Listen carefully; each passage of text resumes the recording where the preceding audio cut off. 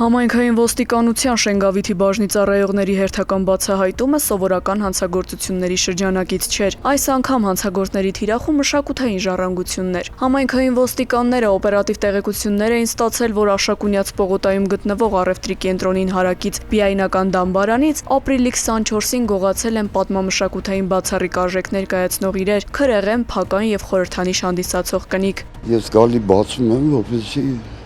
տուրիստ են, ժողովուրդ են գան, մտնեն նայեն, բացել են մարտահեկե մայիսի 5-ի կողմերը, տեսել եմ չկա, հենց մտել եմ մեզ։ Բայց դռան վրա հետքեր է եղել ոտի, գողացվածը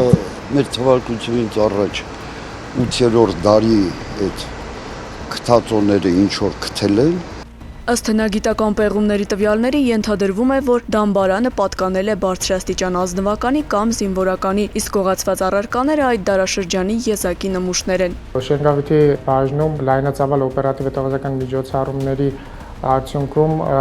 բազվել էր, որ նշված գողությունը կատարել են Շենգավիթի 35-ամյա եւ Արտի մարզի 36-ամյա երկու բնակիչներ։ Մայիսի 9-ին հայտնաբերել ենք, ձերբակալել եւ տեղափոխել ենք ոստիկանության ՀՎԳԲ Շենգավիթի բաժին, որտեղ գողությունը կատարած անձանցից մեկը խոստովանել է, որ նշված գողությունը կատարել են իրենք, ինքը եւ իր ընկերը։